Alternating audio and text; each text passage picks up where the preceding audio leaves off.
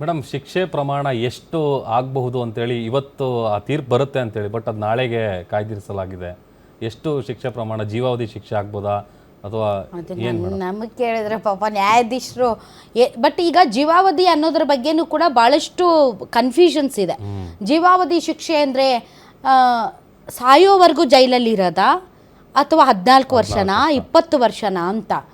But ಕೆಲವೊಂದು ಈ ವಿಚಾರದಲ್ಲಿನೇ ಕೋರ್ಟ್ಗಳಲ್ಲಿ ಹಲವಾರು ದಾವೆಗಳಲ್ಲಿ ಹಲವಾರು ರೀತಿಯಾದಂಥ ಅಭಿಪ್ರಾಯಗಳು ವ್ಯಕ್ತವಾಗಿದೆ. ಆದರೆ ಜೀವವಿರುವವರೆಗೂ ಜೀವಾವಧಿ ಶಿಕ್ಷೆ. ನೀವೇನಾದರೂ ಅವರ ಸನ್ನಡತೆಯ ಆಧಾರದ ಮೇಲೆ ಅವರನ್ನು ಬಿಡುಗಡೆ ಮಾಡ್ತೀರಿ ಅನ್ನೋದಾದರೆ ಕಂಪಲ್ಸರಿ 14 ವರ್ಷ ಜೈಲು ಶಿಕ್ಷೆಯನ್ನು ಅನುಭವಿಸಿರಬೇಕು.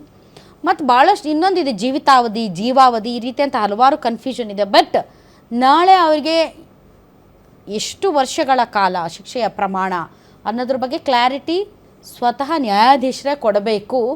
ಬಟ್ ಆ ಶಿಕ್ಷೆಯ ಪ್ರಮಾಣವನ್ನು ಕಡಿಮೆ ಮಾಡುವ ನಿಟ್ಟಿನಲ್ಲಿ ವಿನಯ್ ಕುಲಕರ್ಣಿ ಪರ ನ್ಯಾಯವಾದಿಗಳು ಅದನ್ನು ಇವತ್ತು ಕೂಡ ಸುದೀರ್ಘವಾಗಿ ಅವರು ಕೂಡ ವಾದ ಮಂಡನೆಯನ್ನು ಮಾಡಿದ್ದಾರೆ. ವಿನಯ್ ಕುಲಕರ್ಣಿ ಕೂಡ ಗಳಗಳ ಅಂತ 10 ನ್ಯಾಯಾಧೀಶರ ಮುಂದೆ ಬೇಡ್ಕೊಂಡಿದ್ದಾರೆ. ನೋಡೋಣ ಏನಾಗುತ್ತೆ ಅಂತ. ನಾಳೆ ಶಿಕ್ಷೆಯ ಪ್ರಮಾಣ ತೀರ್ಪು ಕಾಯ್ದಿರಿಸಿದೆ ಕೋರ್ಟ್, ಕಾಯ್ತಾ ಇದ್ದಾರೆ ಎಲ್ಲರೂ.